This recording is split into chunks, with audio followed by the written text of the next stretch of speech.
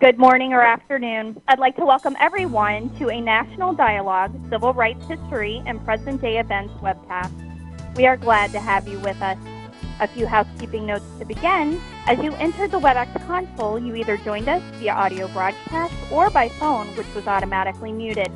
You'll remain muted throughout the event. We'll be using written Q&A during today's event.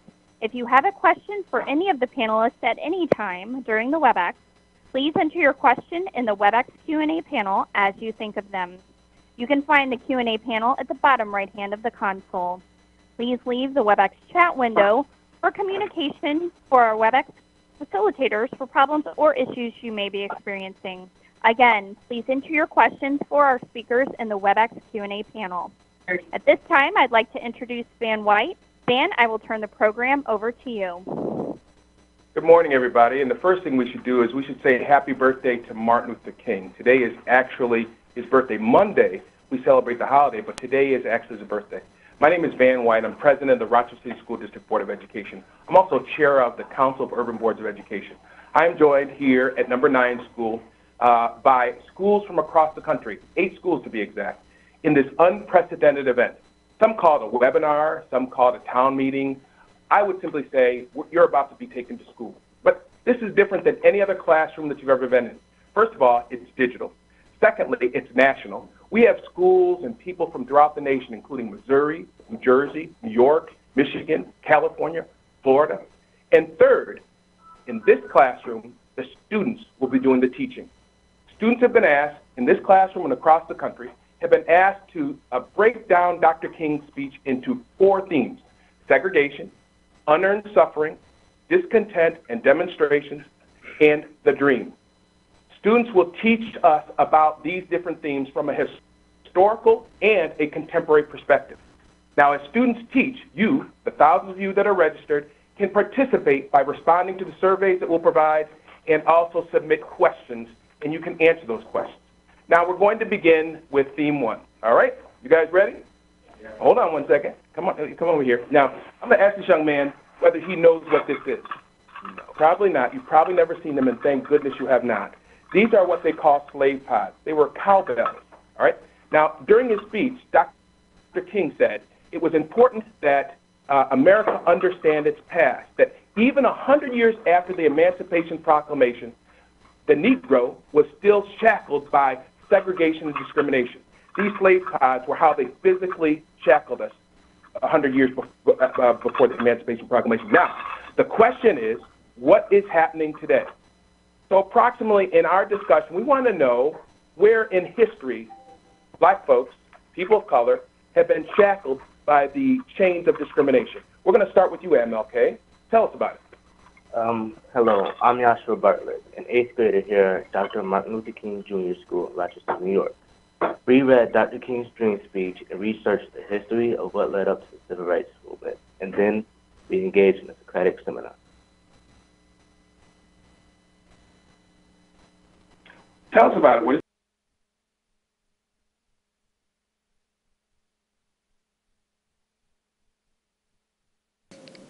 At Dr. Martin Luther King School, Boys Academy in Rochester, New York, our 8th graders took part in a Socratic seminar where we read and analyzed Dr. King's I Have a Dream speech and chose a topic from the speech to research. Topics included the history of segregation and discriminations of schools, voting rights, employment, sport, and public places that led up to the civil rights movement of the 1960s. After our research, we then took part in the discussion of these topics in a Socratic seminar format. What are the instances of segregation and discrimination in the United States that led to the civil rights movement? One instance of segregation that led to the civil rights movement was how bathrooms in the South was fully segregated, and how when it was segregated, about how white's bathroom was cleaner and more advanced than the black's bathroom. One instance of segregation that led to the civil rights movement was that whites and blacks' bathrooms were fully segregated. This meant that blacks didn't have equal access to whites-only bathrooms. Whites believed that if a black man or woman would use their bathrooms, it would be unclean for them to use it.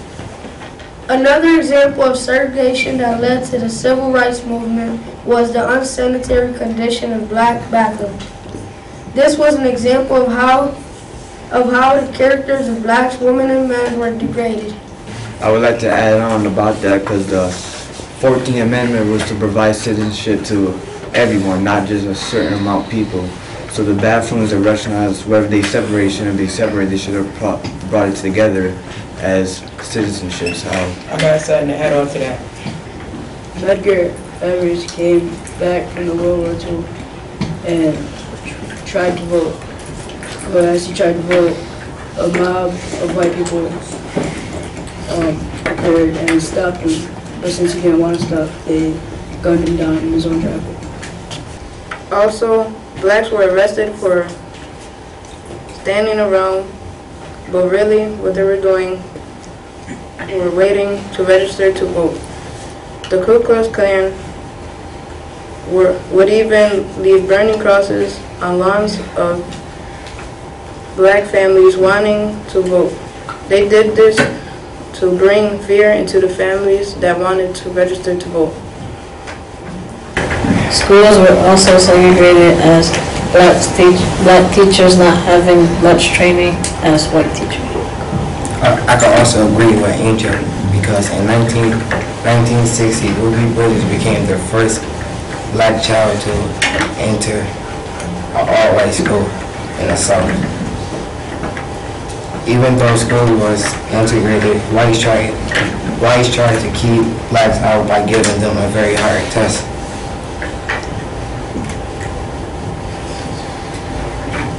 But Ruby Bridges was one of the 6 black children to pass the test. Even though she was allowed in the school, whites didn't allow their kids to go to the same school as the blacks. Schools were also segregated. Whites thought that an educated African American child was danger to them, and as a result of that, the African Americans had little to none education that caused their poverty. Something very disturbing about housing that led to the civil rights movement was the fact that African Americans were educated enough, but still lived in small ghettos. And even if they had the money to buy a nice house, they couldn't because they were not accepted into white people's neighborhoods. In connection to what Isaiah said, even the facilities of these black players and the facilities of the white players, the conditions were totally different, even though the skill level was about the same. For one example, Ernie Davis, he was the first black African American, I should say, to win the Heisman Trophy. He was offered over 50 scholarships. It was best in hostile situations. But in NFL, in the 1960s, only 9 black players played out of 1,696 players. And to help what Dominic was trying to say, black African Americans athletes, even when they, after or before a game, they have to eat. They can't even have the same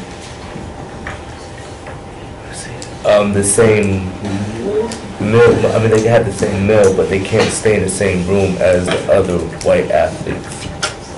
Another example of that is when in Vanderbilt University, the average earnings of average earnings of black men were 48% less than the average earnings of white men.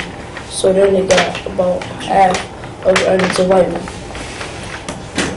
In connection to what Isaiah said, even the facilities of these black players and the facilities of the white players, the conditions were totally different, even though the skill level was about the same. Well, laws known as black codes were passed, but it limited the rights of blacks? A specific example of civil rights.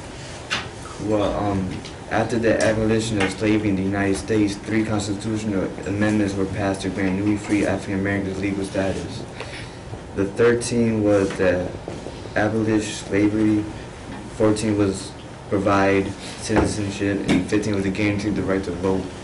So white people didn't have no type of rights to try to push away the black people for what was they doing, because what was they doing was really wrong, because the amendments were passed for African Americans. And And after the Civil War, even though they were free, they wasn't treated like they was free. They was treated like they didn't even matter. Even though they was free and they could roam around like they wanted to, they still couldn't participate in certain events and do certain things because of the way and the attitude that the white people had put on black people. I would like to add on that because white people treated black people like they were outsiders, like they weren't part of the country. They were like really nothing. They were just something else out there. They didn't look at them as people. They looked at some other thing. Could, if it wouldn't get too loud, I would give you guys a round of applause. That was a wonderful presentation, very powerful, very educational. I told you all that the students were going to be the teachers here. But I want to clarify something, and I want to make it very clear. What these were used for, guys, ladies and gentlemen, was when slaves disembarked from the slave ships, they put these things about their ankles. They were, like I said, they were like cowbells, so that if a slave took off from the slave ship, before he or she could be sold, they could hear where they were going. Now, if you notice really closely, they have serrated edges. So if a slave was running and their legs were bound by chains that ran in between them, their ankles and their shins would get cut, right? That's how we were, as Dr. King said, shackled together by the chains of discrimination. I want you guys, and unfortunately I can't share this with you all, but I want you guys to feel these, touch these, understand what was happening when Dr. King was talking about discrimination and segregation. The fact is, it's been about 152 years since the Emancipation Proclamation was written. When Dr. King spoke of it, it was just 100 years. The question is, though, are we still, African Americans, still controlled by the chains of discrimination? That's the big question. Now, we're trying to get Camden, New Jersey online. This is a whole new technical experience. It is not going to be smooth. I will tell you that up front. So what we're going to do is we try to get Camden back online. So we're going to do a poll. I told you we're going to do polls. And this first poll is actually 2 questions, not 1. You hear the guys jingling those play pods back there. But I'm sure you can still hear me, America. The first question is, now listen very closely, my school is segregated. Now what I want you to do with that poll question is tell me whether you strongly agree with that, you agree with that, you disagree with that, or you strongly disagree with that. Now, we realize that everybody who's participating isn't in a classroom.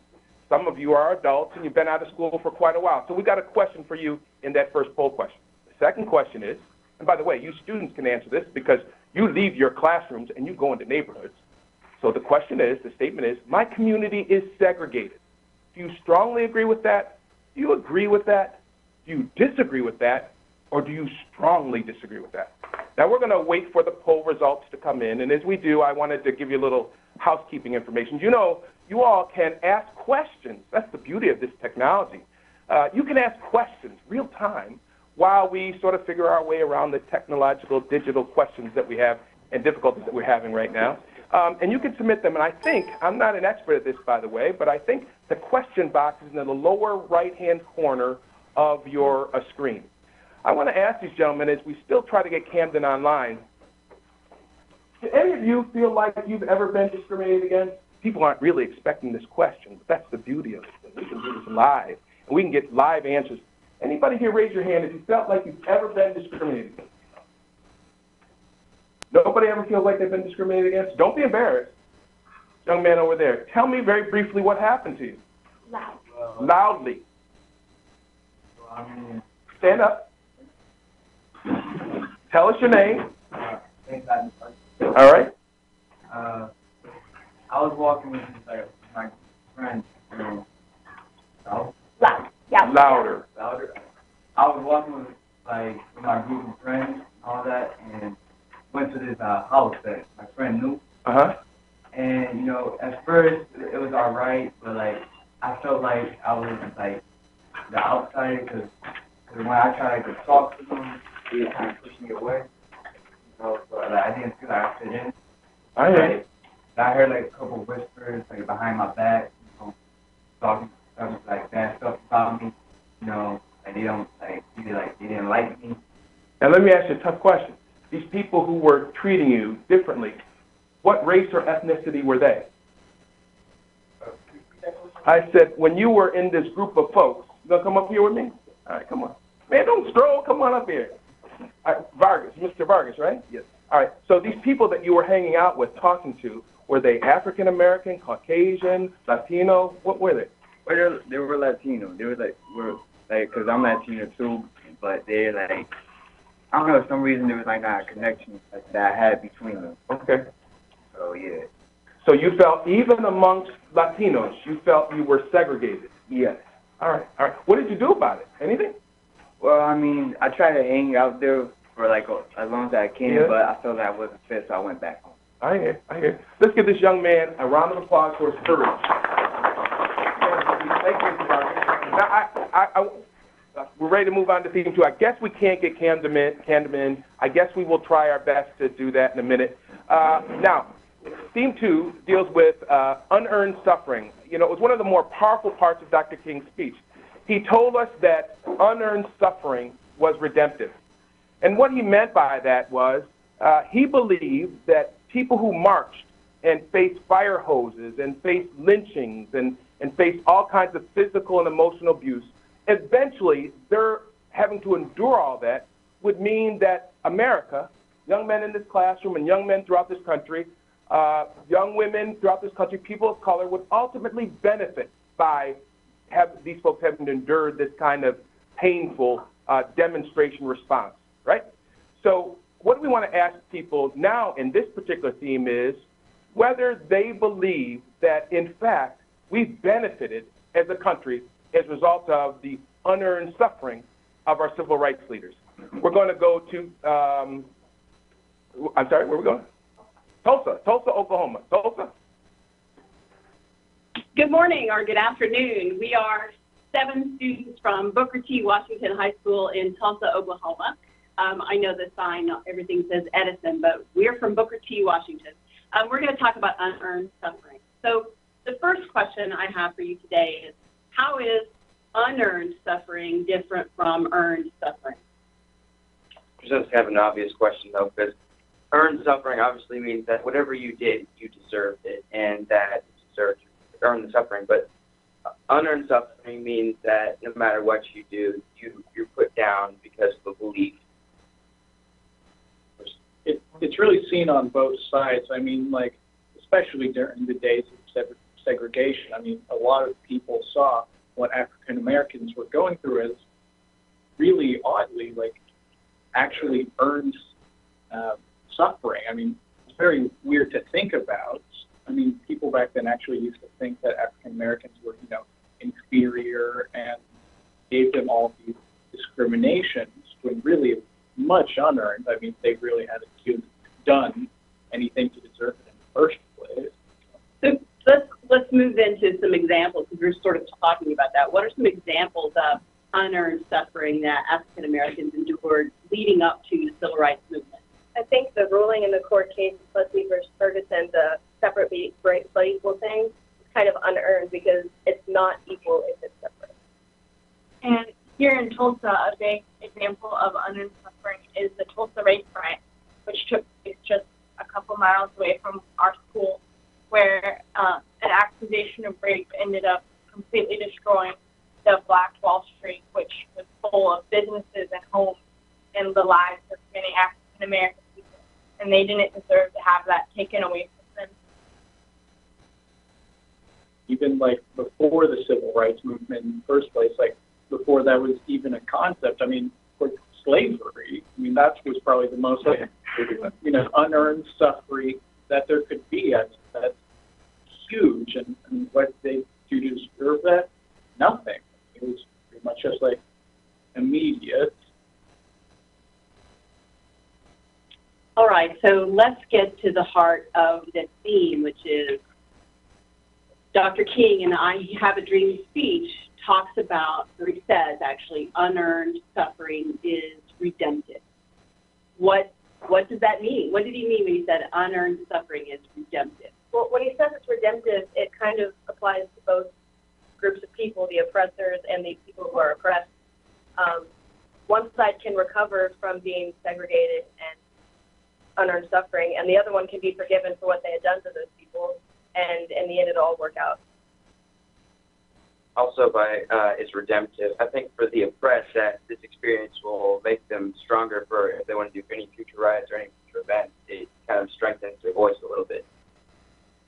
I mean, that's really what he was all about. I mean, it's kind of like enjoying the fruits of your labor almost, because, he talks about, taking from the cup of bitterness, and, it's always easy to be violent and usurping what power there is, but his message was, to redeem yourself in front of others, not just like African Americans, but, the oppressors themselves. So it's kind of like a two-sided exchange almost. Okay, so Dr. King's message was all about nonviolence. So talk a little bit about how this unearned suffering and its redemptive nature. How is unearned suffering crucial to the nonviolent message that Dr. King espoused? Violent protest and in more violence, and a very big part of responding to unearned suffering is to respond with peace. Dr. King said, hate cannot drive back hate, only love can do that. So he really was an example of peace, hate to peace, and equality. I think that it was crucial to his message because his speech really stood the test of time, because not just focusing on the people that he's saying the speech to, but this is for all future minorities and victims of this oppression. When he says shackled by the chains of discrimination, it kind of puts the point on peaceful can be like correlated to walking. When you're peacefully protesting, you're not going to get cut. You're going to make your way eventually. And when you're running through and you're being violent, you're just going to be stopped. You can see a lot of examples. I mean, like, we look at examples in history, like, not only with African Americans, but, like in the world span, like Africa or, Southeast Asia, you see all those examples of suffering.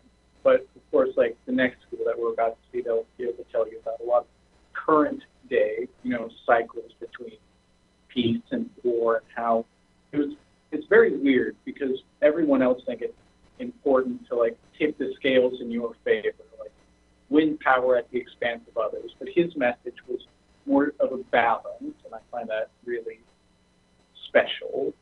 He, in the speech, says, we cannot walk alone, and I feel like that really says that we need to be united. One race can't rise against another. Hey, Tulsa? Yes. Tulsa? We want to go to Pontiac, Michigan, if you don't mind. We would give you a thunderous round of applause, but we're running a little bit behind schedule. That was an excellent presentation, but we want to follow it up with, as you said, what is happening now? Are people receiving some benefit as a result of this unearned suffering? Thanks again, Tulsa. Let's give Tulsa a round of applause. Now, as I said, we're going to move to Pontiac, Michigan, but before we do that, I want to tell you, I'll remind you that you can ask questions. And again, I'm sort of looking at the screen. I think there's a question box in the lower right-hand corner, so please feel free to do that. Also, remember that we've got poll questions coming up after each theme. But again, we want to go to Pontiac, Michigan, where we'll hear from the students of the International Technology Academy. They're going to help us understand whether America has become a better nation as a result of these efforts. In other words, did the sufferings of our civil rights leaders yield some benefit? Are we better in America? International Technological Academy. Talk to us about that. Good afternoon, everyone. My name is Jared Dutcher from Pontiac, Michigan, and we created a presentation to discuss how the suffering and the civil rights activists face and how African American people got benefits for the suffering and the challenges that they faced. And we had a video to show that.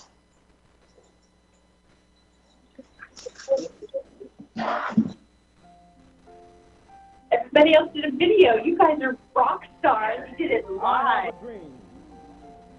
But one day, this nation will rise up, live out the true meaning of its creed. We hold these truths to be self-evident, that all men are created equal. We are the dream. Our current generations has benefited in more ways than we are able to understand. So, to better understand how the sacrifice of the civil rights movement and the heroic actions of its leaders has helped us, we asked members of our community here in Pontiac, Michigan, because we want to know how this generation is the dream made into a reality. So thus, we are the dream. We are the dream. I contacted Mr. Bradley Gayton, a lawyer from Ford Motor Company, and asked him how he had seen our inalienable rights changing in the professional setting. He said that the Civil Rights Act of 1964 was a gift, and he considers every day a gift from those who came before him. He also had the following meaningful thoughts. I've been asked to reflect on how Dr. Martin Luther King and the Civil Rights Movement helped me become successful, if in fact Dr. Martin Luther King and the movement helped me at all. And without hesitation, it's clear to me that I stand on the shoulders of Dr. Martin Luther King and others who worked in the Civil Rights Movement. Without their work, I would not have been able to secure a good education and have opportunities to fairly compete for employment.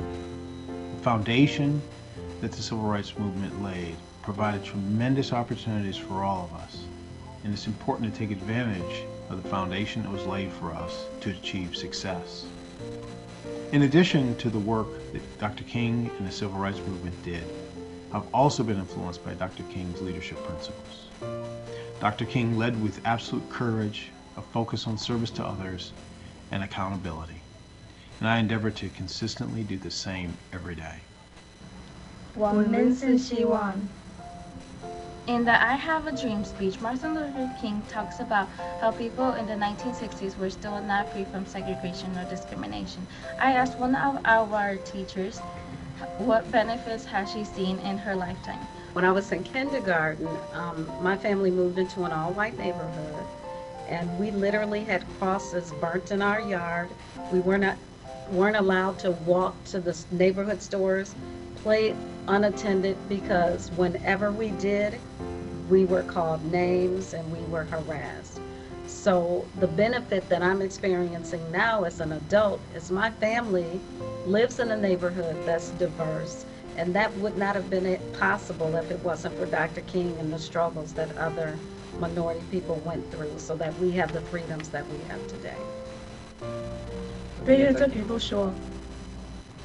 One of our mom classmates asked her aunt, who immigrated to the U.S. after living in a refugee camp in Thailand, the following question. In his I Have a Dream speech, MLK talked about getting over bitterness and hatred and moving towards dignity and discipline. How does your story represent his dream? It was definitely hard work immigrating to the United States. Staying in the refugee camps was a challenge. There were limited food and there was no opportunity to learn. Moving to the United States is one of the best decisions I've made. Living here in the United States have opened many doors of opportunity. I was given the chance to attend college and I finished in 2001. Somos el sueño. We asked our principal to share with us some statistics on our school as an example of what is possible today in an urban educational setting. She shared with us that our first graduating class of seniors last year had an 89% college acceptance rate, with 25 of those being full ride. Our school is extremely diverse and is a great example of how our generation benefits from the sacrifices of all those who work for civil rights. Tayo ang pangarap. Dr. King wanted equal rights for everyone. With the struggles civil rights activists faced, his dreams have come true. In the last few decades, we have had huge amounts of success in equality for everyone. In 2008, Barack Obama was elected the first African American president of the United States. President Obama has made huge steps in bettering our country since he began his presidency. We have also appointed a Hispanic Supreme Court justice. She is working very hard to assure equality in courts for all ethnicities. Finally, we have had many female governors for many different states around the United States. We hope that someday we will also have the honor of having a female president. Without the struggles and sufferings of the civil rights movement, these stories and others like them will still be a dream and not a reality. We are free!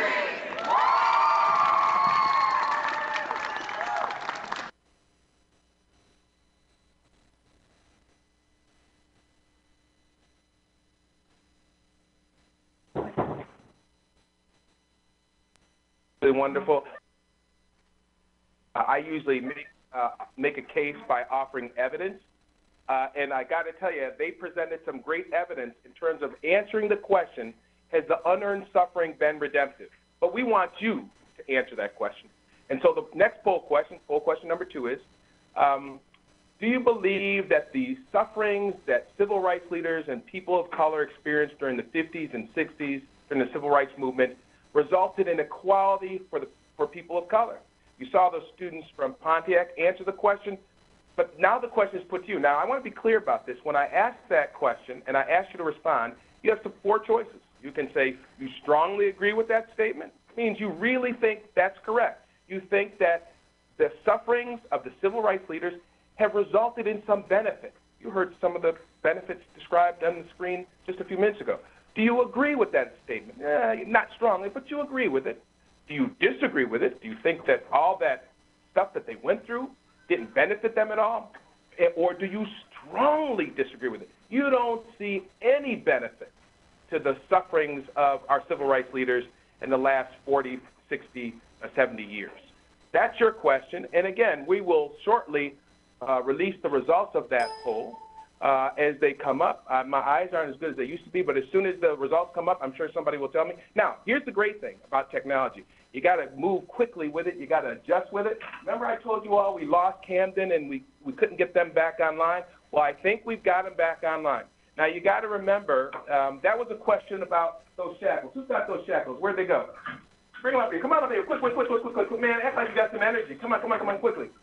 We were asking a question about a statement that Dr. King made, and he basically told us that the manacles of segregation and discrimination have bound us. Oh, thank you, sir. Appreciate that. And so Camden had to answer the question, what has been the result of that 152 years after the Emancipation Proclamation was signed? You remember how this thing is set up.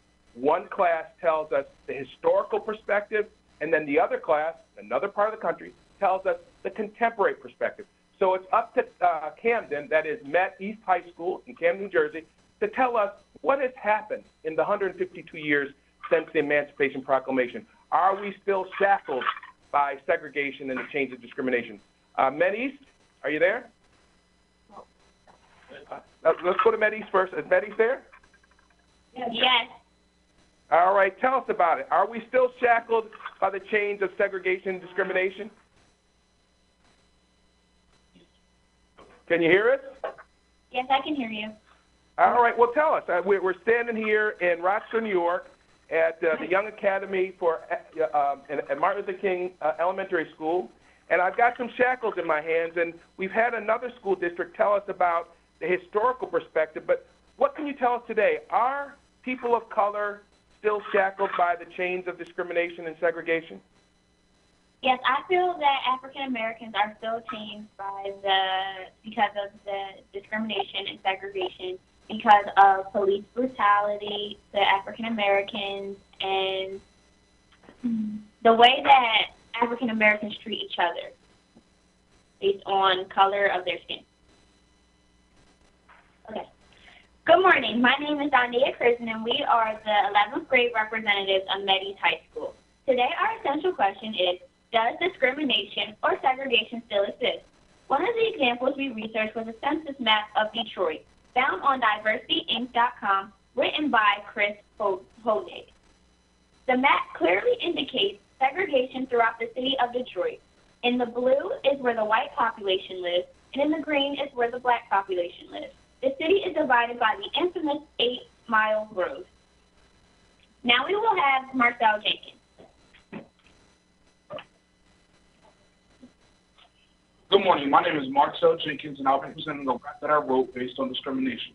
Is there discrimination amongst the races? Well, that's debated. Social media says is it as light or dark? Well, like MLK said, it's in your heart. We've stopped fighting others and started fighting ourselves, because somewhere in the fields are some clean shells. It's an old thought in modern minds. It's making the seeing man blind. We made it a joke to make fun of others. We should be just loving our brothers. Don't forget about our sisters. You change yourself just to please another mister. What's wrong with short and kinky? But you want your hair long and cake-free. You do it to be considered a red bone. But you're looking for a house forgetting that your heart is your home. We're always arguing about the pigment, but in our mind, you should just be another figment. This is a reference to the fact that today, us as young people and young adults are always arguing over social media and other sites and things, saying that, or taking into question, is light skin beautiful or is dark skin beautiful? But we all believe that they should be equal. Thank you. Hi, my name is Malik Streeter, and I am going to present an original poem called Diversity. He had a dream that we will be one nation, but this was our goal since the Emancipation Proclamation. We have worked hard to show our worth, yet we still get stepped on like useless dirt. But truthfully, we built this empire called America. That's the reason why we come out of character. When white people cleanse out their emotional barrier, to the point where he can kill one of us, only to be found not guilty because we gave a fuss. Eric Gardner didn't have to die that day. It didn't matter what he did or what he didn't say. The same for Mike Brown. His death disrupted the entire town. But why is it only our people hitting the ground? Mama's baby's crying, but nobody around. They're crying and crying, but you can't hear a sound. Though all of our people are dying, they are so loud. Yet we still stay strong and show we're proud. Everyone deserves to live life and make it worthwhile. But you diminish lives when you take someone's child. And you expect us to sit here in despair while we sit here and beg for you to hear the cries of our mothers' mothers, turning our souls to kill our other brothers, ranking us so low that we no longer see our beauty, stripping us to show pure nudity, scaring us from facing the white mainstream, telling our kids they will never achieve their dreams. So what can we do to make this nation one, so that police won't have to draw a gun? And finally, we can say his dream has now begun. I referenced the situations of Mike Brown and Eric Gardner, who were two unarmed black African American males who had their lives taken by white police officers, as an example of how discrimination and segregation still exists. Thank you. Good morning. My name is Tyler Branch, and I'll research from bigprogress.org about black college students after high school. First, the Bureau of Labor Statistics in the U.S. Census found that an African American male with an associate's degree has around the same chance of getting a good job as a white male with a high school diploma. African American second year of college or a higher learning institute doesn't compare to a white dropout. My second point states that while a college-educated white American has an average net worth of $75,000, a college-educated black American has a net worth of less than $17,500. And that's a $57,500 difference. So this shows that a white educated person is worth 4 times as much as a black educated person. Therefore, an educated black person has to work harder to amount to a white person. We have famous black politicians, doctors, and engineers that have changed the face of the world. But no matter how hard you work, will not have the same equality that MLK protested and desired for. This concludes our presentation. We will now welcome your questions and feedback. Thank you.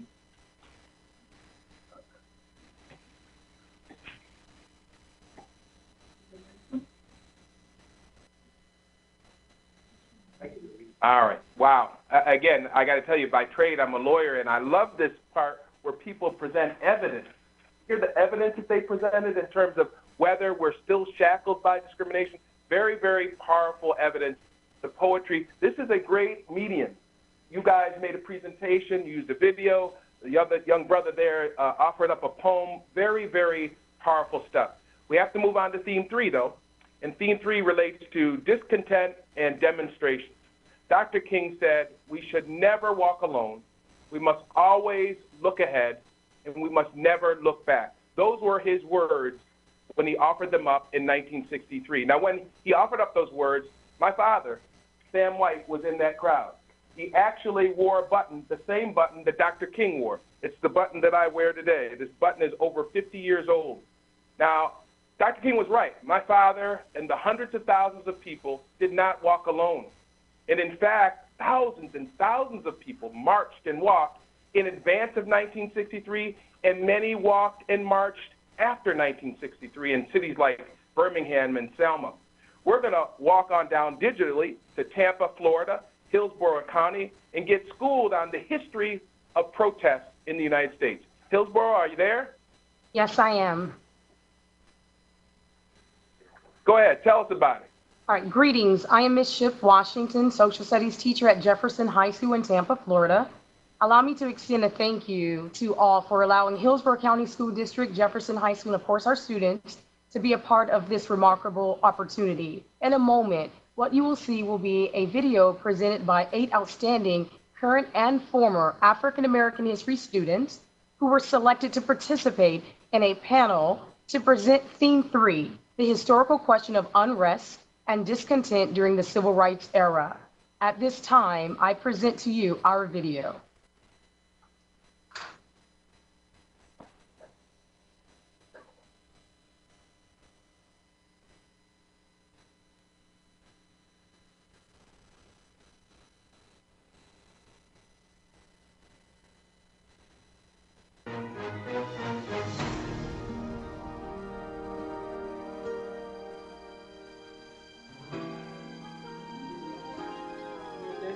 While we're talking about theme 3, unrest, discontent, and demonstration, our historical question was, what did discontent and unrest look like in the United States during the civil rights era?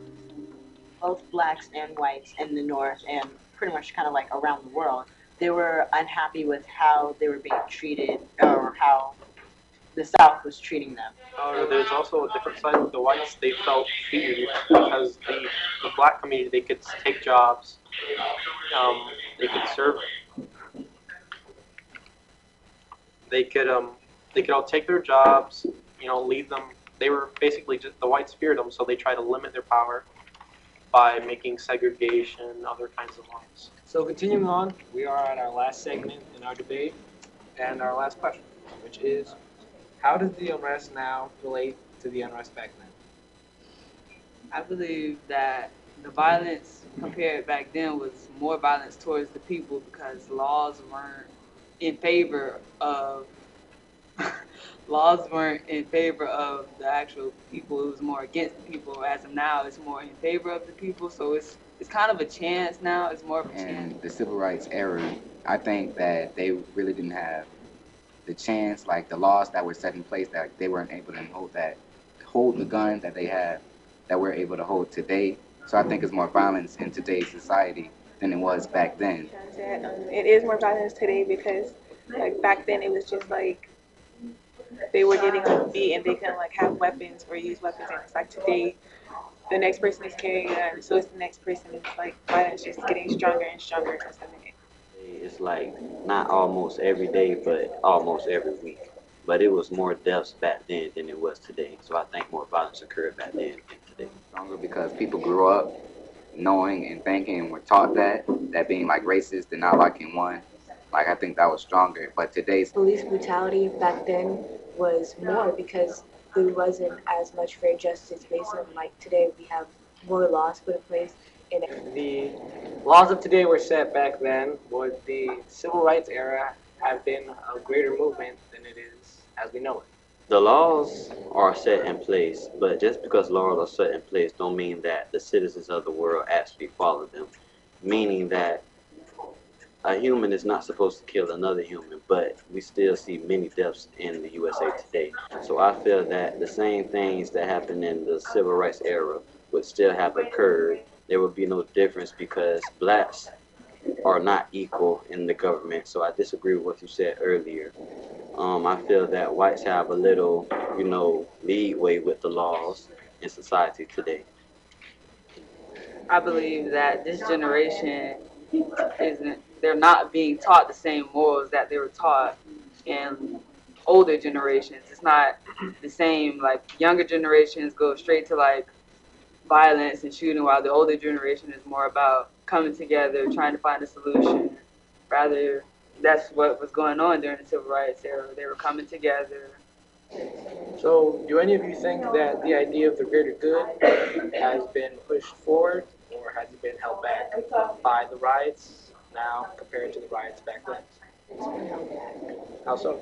because we can expand together if we all united, or as the kid said, if the parents stop giving their kids a bit more leeway in their own lives. And if we all came together as one, I think that we could actually push the ball forward instead of backwards.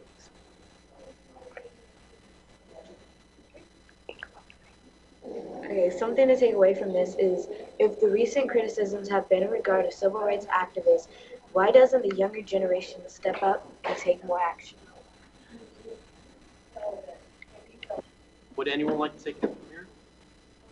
Well, for example, there were labor unions, sit-ins, boycotts, and freedom rides with both black and whites and other minorities.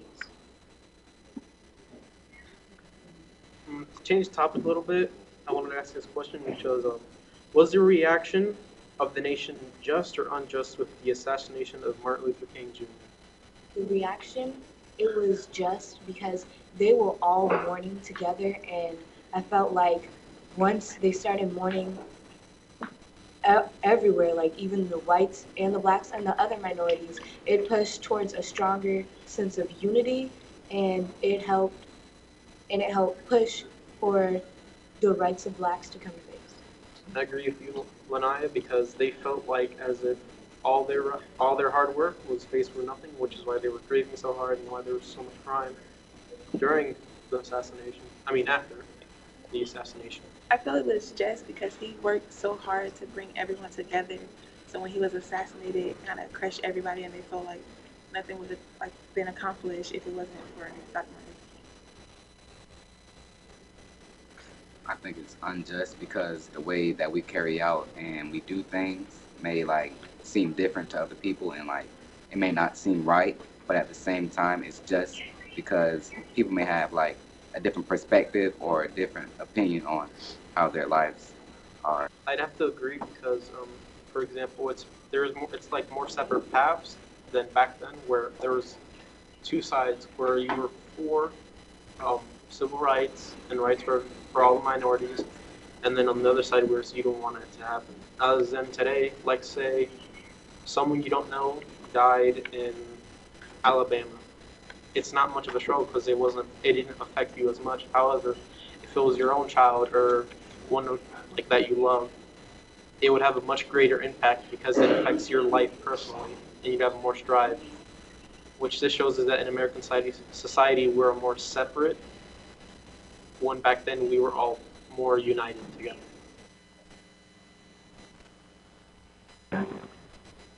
All right, well, here we are 52 years later, and it is clear, based on what they were telling us in Hillsborough County, that we are still demonstrating, and we are still marching. Dr. King said, he answered the question, when is this marching, when is this demonstration going to stop? And in his speech, his I Have a Dream speech, he said, we should never be satisfied as long as a Negro is victim of unspeakable horrors of police brutality. Now, the interesting thing is here, we're on our way to Brooklyn Prep High School, And I think they, more than anybody else, including Ferguson, can talk about the horrors of police brutality. Because there's some demonstrations going on in New York City and in Ferguson, Missouri. So I'd like for the folks in Brooklyn Prep High School to talk to us in terms of what is happening today in terms of the demonstrations and the discontent. Are you there, Brooklyn Prep? Yes. Good morning. Can you talk to us? Good morning. Can you talk to us a little bit about the discontent and the demonstrations that are taking place in New York City and in Ferguson? Sure. So I'm going to introduce us. Hi, my name is Chester Gross, and we're current AP West History students at Brooklyn Preparatory High School. And today we're discussing the theme of unrest, demonstration, and discontent. And many of our students have been involved in the Black Lives Matter movement, and we're connecting the movement today to the civil rights movement in the 1960s. So to do that, we've been focusing on 3 prompts in student-led discussion, and the prompts are as follows. Compare the civil rights movement to Black Lives Matter. How is it the same or different? Is Black Lives Matter movement organized or disciplined enough? And also, would Martin Luther King approve of the movement today? So we've been using the Dr. King's speech and also students' experiences with protests to talk about this connection. I'll take it away. Good?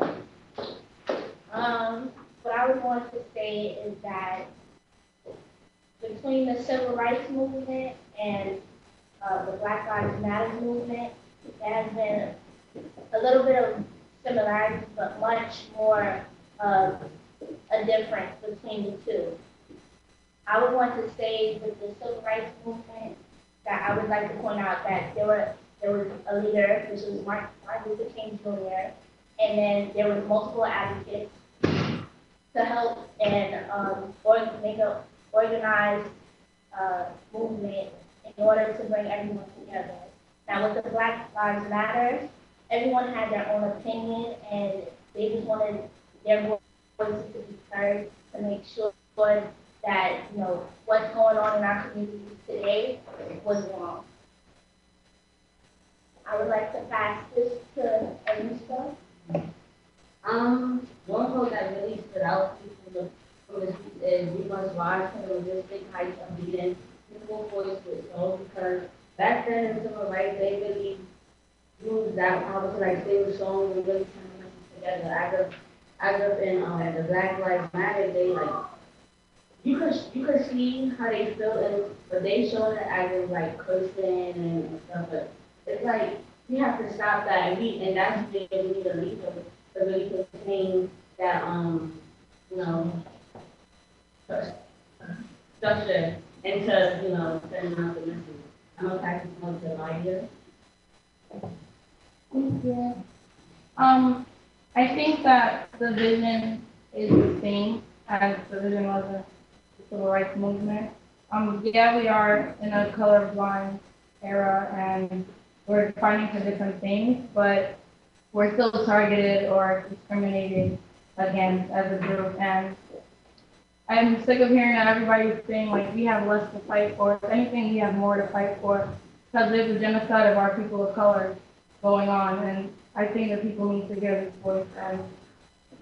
And I think Dr. King will be really proud of our movement, and I think he wouldn't approve of the violent part, but I think he would understand it because even years after he made his speech, people are tired of sitting in and watching nothing going on, and they're getting angry and they're getting violent. But I believe that the movement could be more organized. But I don't think that we need just one face. Dr. King is known as the face of the civil rights movement by many people. Our face is Eric Garner, our face is Michael Brown, our face is Kimon Gray, our face is Trayvon Martin.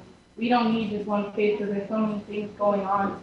We're just like, America is our face, and we need things to change. And I just want to see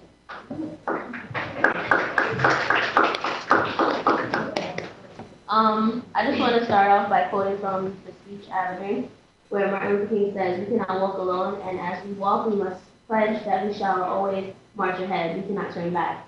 When, in fact, we have turned back with police brutality, and it's not just something that's repeating itself, it's escalating to greater heights. And I also feel that not only have we gone forward to a certain extent in terms of expanding with losing segregation and our rights to go wherever we please in certain areas.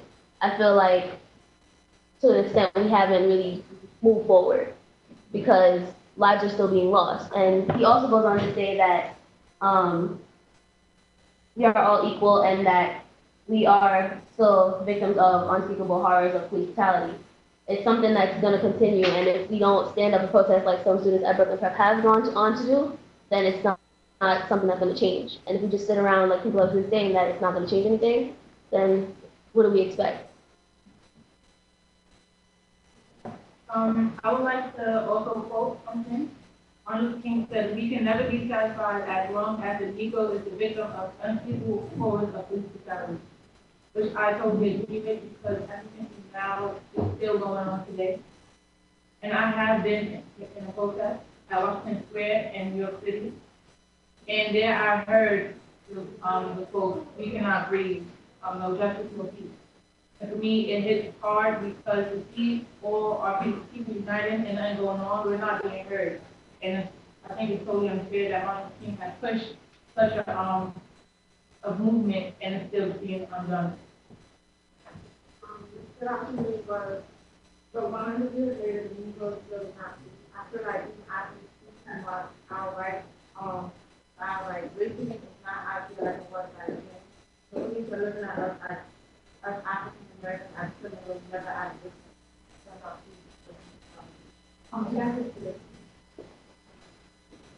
I feel as if the Black Lives Matter movement is organized as far as it's not organized as far as having a leader. But social media carried everything. It pretty much carried out the movement to where it blew up and it spread like wildfire. Although the movement spread, the meaning was mixed among the people, giving people like Oprah Winfrey reasons to speculate about what the real reason of Black Lives Matter is. So like, until we find a leader or until we find something that we can call our own and have a good solid reason and move together as one movement, people are still going to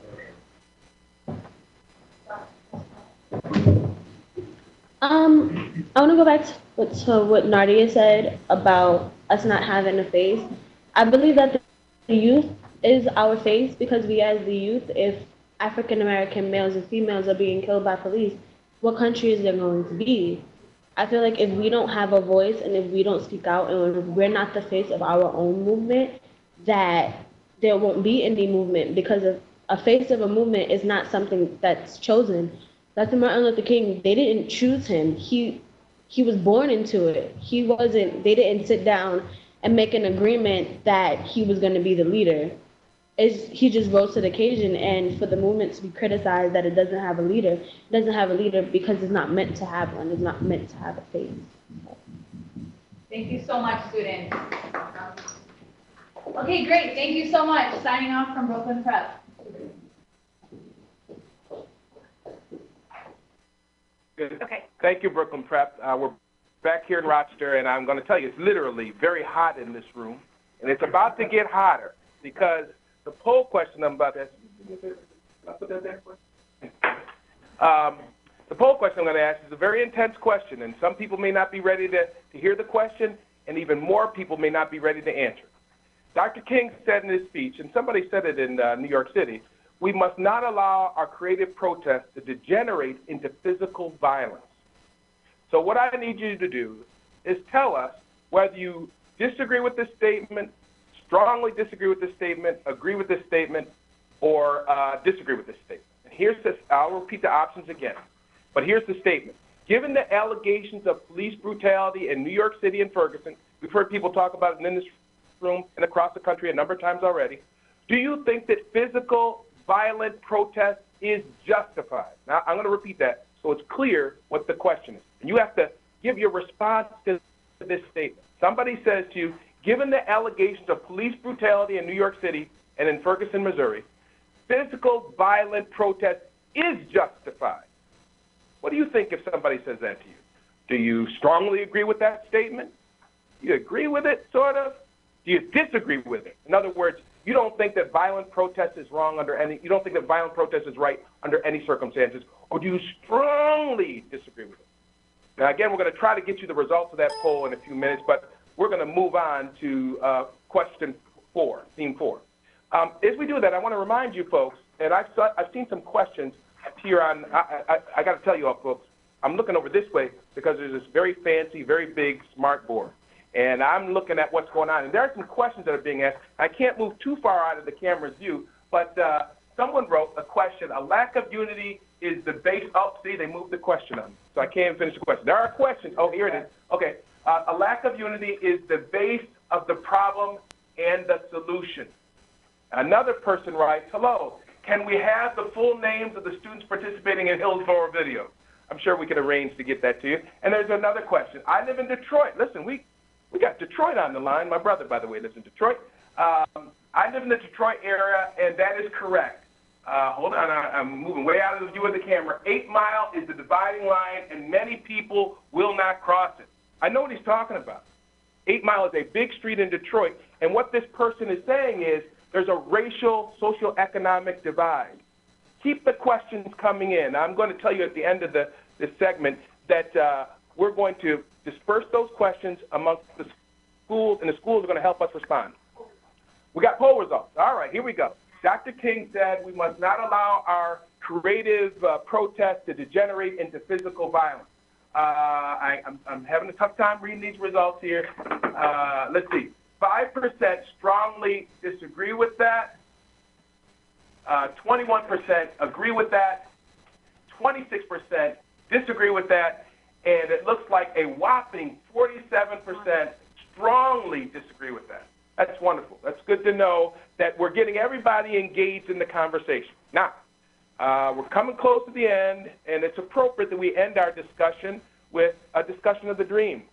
You know, Dr. King talked about his dream for America, and the dream was essentially that freedom would ring in every city, in every state.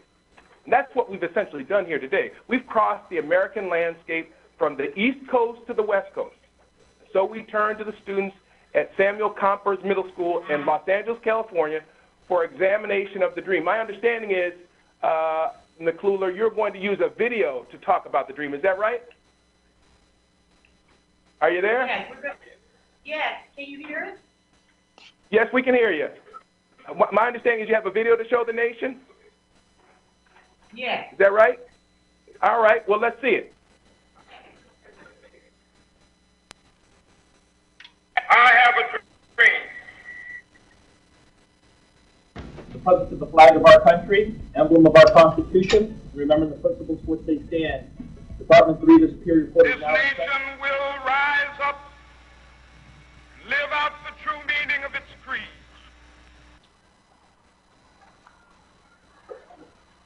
We are here to stop the hearings of Martin Luther King Jr. representing the United States. Good morning, ladies and gentlemen of the jury. The United States has freed the slaves, and they have given the Negro everything they need. The Negro has their own schools, they have their own stores, they have the ability to have a good life. They have the liberty, and they can pursue happiness. The United States of America has fulfilled the promise to the Negro citizens. We hold these truths to be self-evident, that all men are created equal. I have a dream that one day on the red hills of Georgia, sons of former slaves and the sons of former slave owners will they be able to sit down together at the table of brotherhood. I have a dream. My 4 little children will one day live in a nation where they will not be judged by the color of their skin, but by the content of their character. I have a dream today.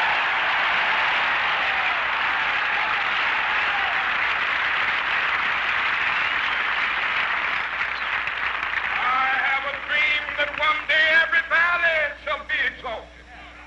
Every hill and mountain shall be made low, the rough places will be made plain, and the crooked places will be made straight, and the glory of the Lord shall be revealed, and all flesh shall see it together.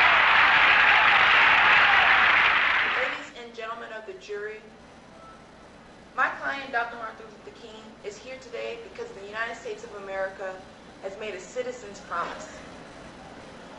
The promise is the very essence of this country, the foundation. It is set forth in our Constitution.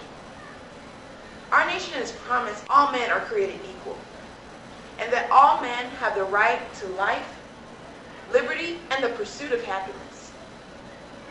Today, in 1963, 100 years after the Emancipation Proclamation, the Negro is still not treated equally. Today, my client, Dr. Martin Luther King Jr., will present his dream.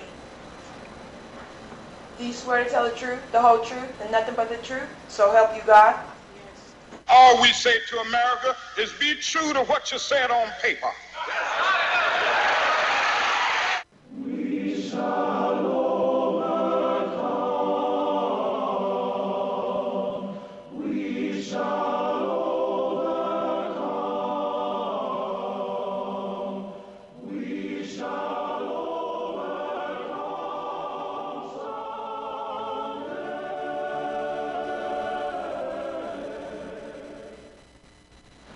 We ask you, the jury, to render a verdict that the United States of America must make Dr. Martin Luther King's dream a reality. Thank you. But somewhere I read of the freedom of assembly. Somewhere I read of the freedom of speech. Somewhere I read of the freedom of press. Somewhere I read that the greatness of America is the right to protest far right.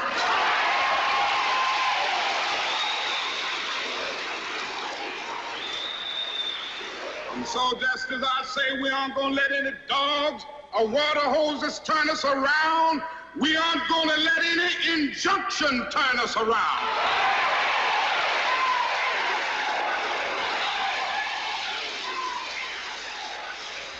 Well, I don't know what will happen now. We've got some difficult days ahead.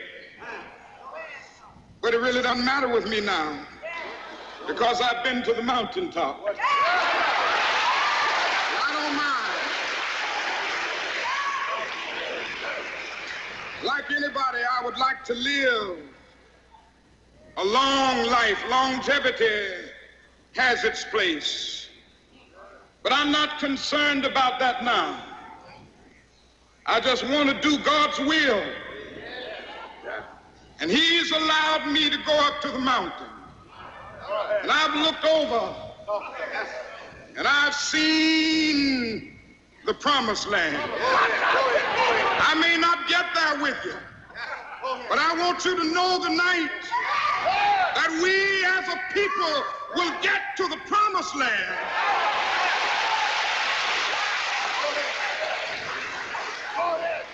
So I'm happy tonight. I'm not worried about anything. I'm not fearing any man. Mine eyes have seen the glory of the coming of the Lord. Dr. King, tell the jury about your dream. My dream, I have a dream that my 4 little children will someday live in a nation where they will not be judged by the color of their skin, but by the content of their character. Is your dream only for the Negro? My dream is just not for the Negroes, but for all Americans to be treated equally. Why do the Negro feel that they are treated unfairly? Negroes do not have voting rights. We do not have the same opportunities as the whites, and we are often brutalized by the police. Do you believe your dream is possible in our great nation, the United States of America? I do believe that my dream is possible, and the time of change is now.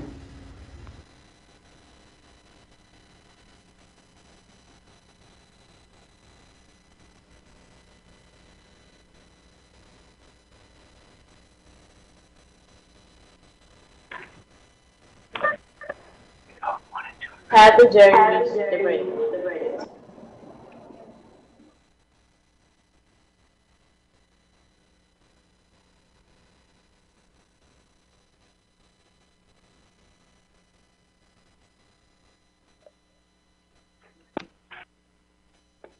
Okay. Samuel Gompers, are you guys still there? Good morning. Good morning. My name is Trinity Hall. This is Jefferson School in Los Angeles, California. We will present a mock trial, The Dream versus the United States of America.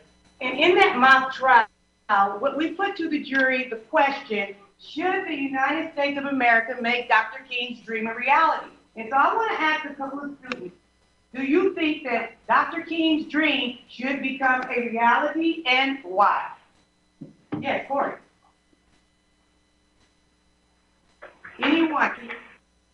Isaiah, who played Dr. King? Because Jesus created us as equal humans. Okay, anybody else? Should Dr. King's dream become a reality, and why? Sarah.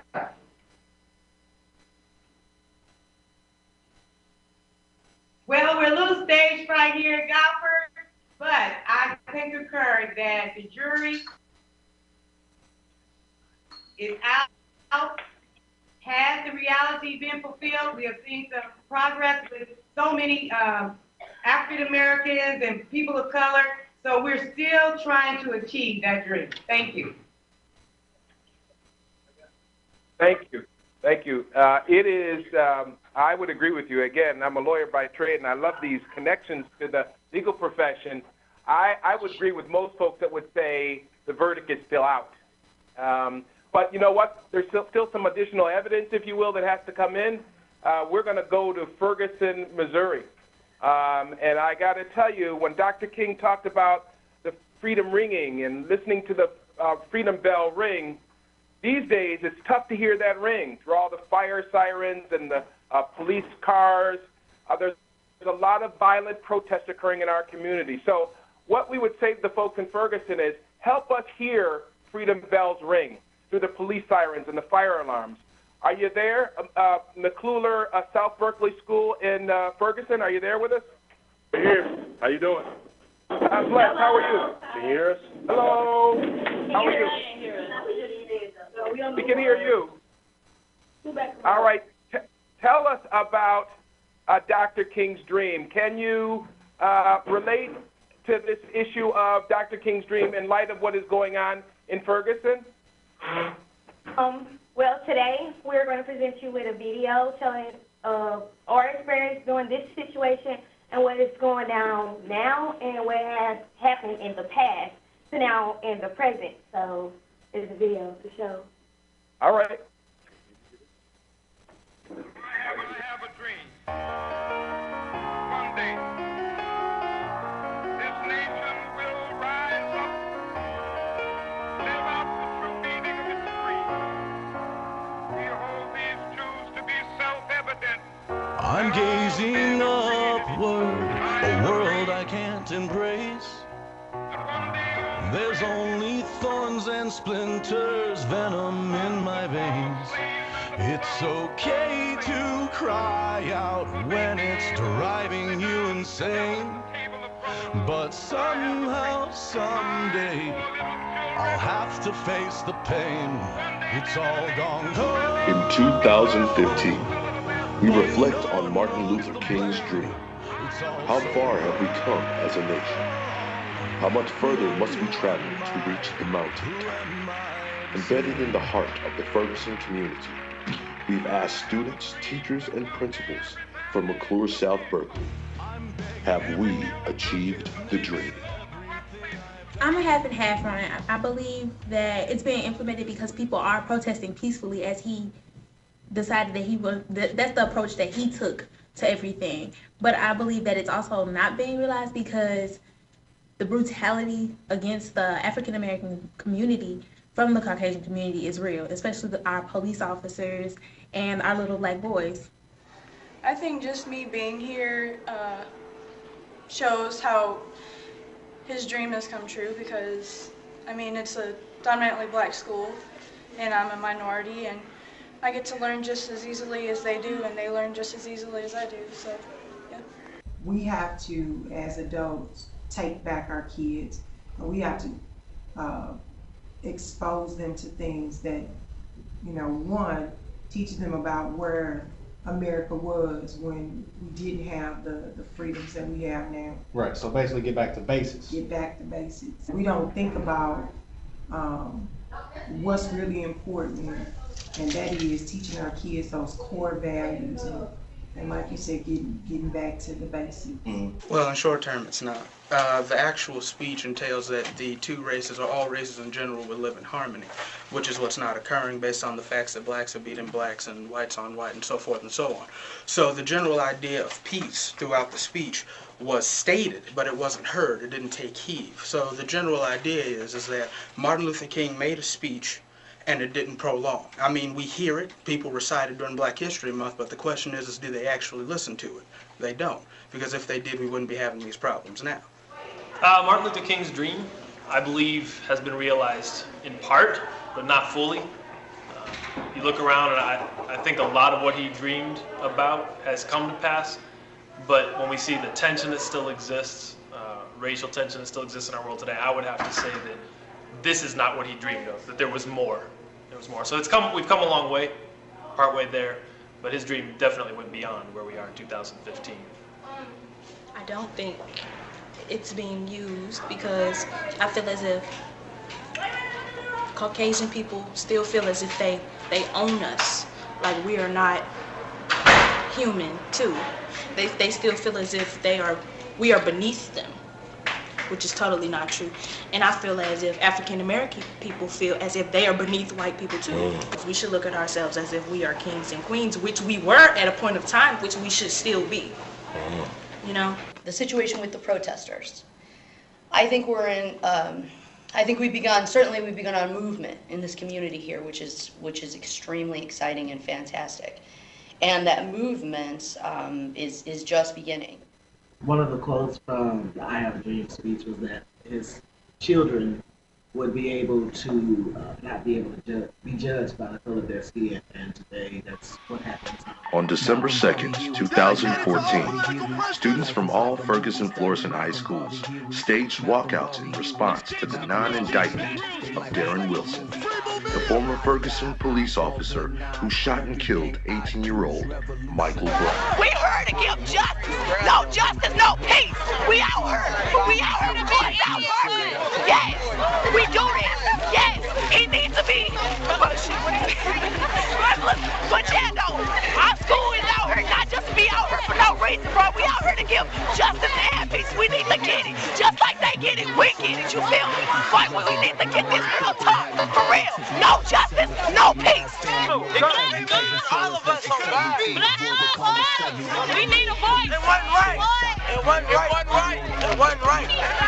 We do this for my brother. Turn up the fight out. We do this for my brother. That they don't feel they're being treated equally. So I don't think we've gotten to the stage where Martin Luther King Jr. wanted to be. I think that the reactions in Ferguson are a symbol to everyone that people don't feel that they're being treated just or equally in all aspects of life, whether that's from interactions with the police or economically. But it's a true indication there are some people that aren't happy with the way they're being treated. I'm aware that Martin Luther King's dream is still a work in progress.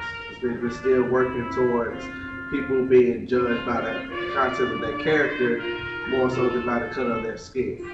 Race is still an issue, and it's still something that needs to be addressed. I think his dream is still a work in progress, but we have come far, and I think we should be grateful for how far we've come, but we need to use our power to do things positively and not be put in the next life. I'm super excited about the opportunities that this movement that has started here has provided for our young people.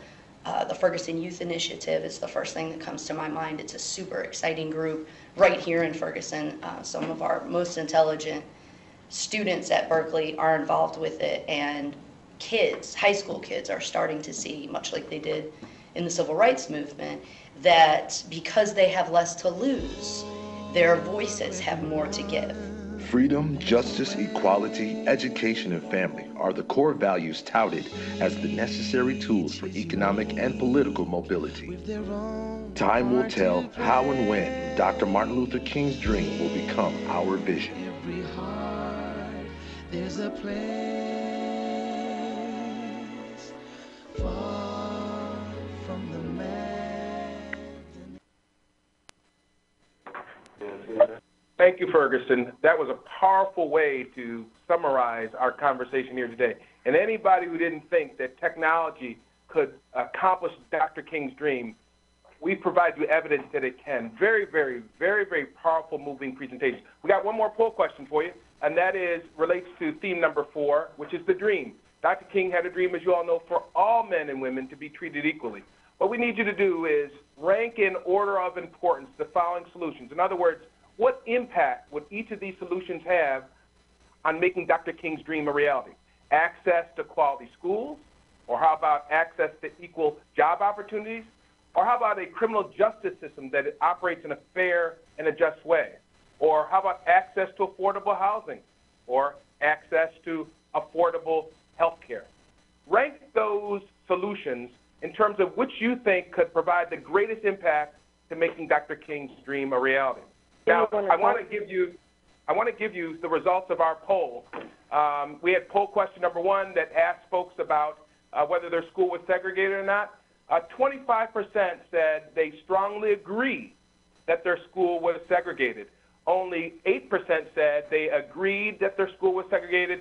58%, this is pretty significant, and I'm sure it would make Dr. King very happy, 58% strongly disagreed that their school was segregated. So that's good news for Dr. King's dream. And then we had another poll, I think it was poll number 2. That question related to Dr. King's statement about unearned suffering and that it was redemptive, and whether the results of the struggles of the 1960s produced results. 22% strongly agreed that the suffering that civil rights leaders had to endure actually had a positive impact. 56%, that's good news for Dr. King, believed that the sufferings of the civil rights workers in the 1950s and 60s did have a positive impact.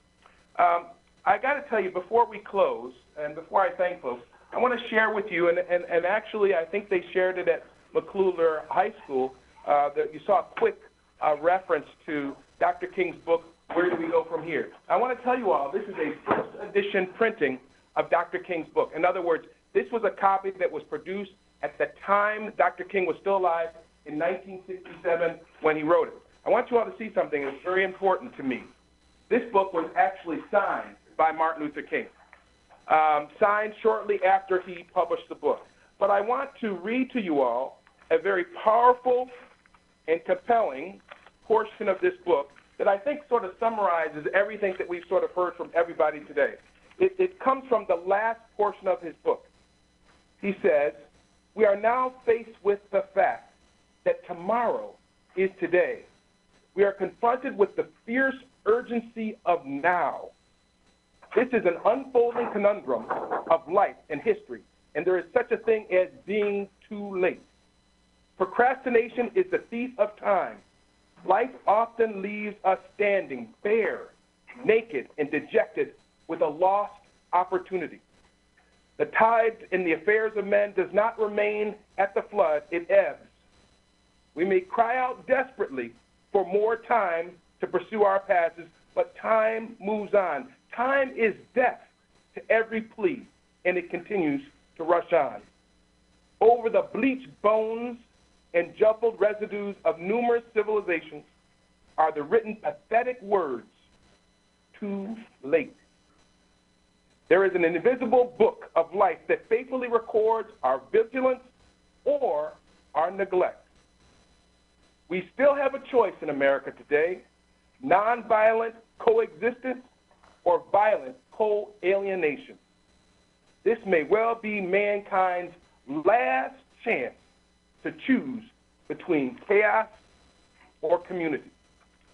Before we summarize, I want to give you the results of our last poll that related to the dream. 22% of the people listening and watching today said they felt quality schools could make a difference in making Dr. King's dream happen. It looks like 35%, this is a big number, 35% felt that a just and a fair criminal justice system could make a difference in terms of making Dr. King's dream happen. 17% said access to equal jobs, and another 17% said access to affordable houses in safe neighborhoods. Well, that brings us about 3 minutes before the close. I think we did quite well. I want to thank everyone for participating. You have just been schooled. I want to thank CBS for simulcasting this at cbsinteractive.com. Obviously, we owe a debt of gratitude to our students and teachers from across this country who have done what they've not been able to do since Brown versus the Board of Education was handed down, integrate our classrooms. Cisco, my goodness, Whit and your team, we cannot thank you enough for offering up your services and your technology and your expertise. We are blessed and very thankful. Cube, Deborah from Cube, Carol, Susan, Barbara, NSBA, Tom Gensel, and Lisa Bushy, New York State School Board Association, Tim Kremer, and most importantly, my heart, the Rochester City School District. Anne Marie, let's give the Rochester City School District a round of applause. These folks just ran with this project. Anne Marie, Tim, Jinga, Kevin, Pete, Tom, Todd. I know I'm going to forget names, and it's not because you weren't significant to this effort. It's just that I only have so many spaces in my head for memory. I want to thank all of you out there and in here. I should tell you, this whole event was recorded, so it's available for viewing down the road. When you exit the WebEx event, please remember to answer a survey that's been prepared. I want to tell you folks, this isn't, don't worry, Anne-Marie, I'm going to say something. This is not the last time we'll do something like this. I know that's got a lot of you worried, but what I mean by that is CUBE and NSBA and a lot of organizations, the Council of Great City Schools, I should thank Michael Casserly, are committed to this kind of realizing the dream. So we need your input. It's very critical that you tell us what worked for you, what did not work for you. And by the way, all those questions that you asked, give us about a week because we're committed to learning from our students. We're going to turn the questions back to the students. They're going to help us answer them, and we will make sure that you get the answers to your questions. In the meantime, I want you all to know the discussion continues on Twitter. We are really about technology here. All you have to do is go to Twitter and use the hashtag MLKDream. I will be on Twitter talking about education parks. You know, Dr. King talked about education parks, and what they were was places where black folks and white folks, rich folks and poor folks could get together. Well, you know what the education park is of the year 2014-15? It's the digital divide. It is what allows us to connect 8 schools here today. You can also go to 50th Anniversary MarchOnWashington.com and see some of the pictures from this event and leave a comment about where you would like to see us go. One last comment, America. One last comment, students and teachers. America, we must continue to walk. We must continue to dream. We must continue to march. God bless and have a good day.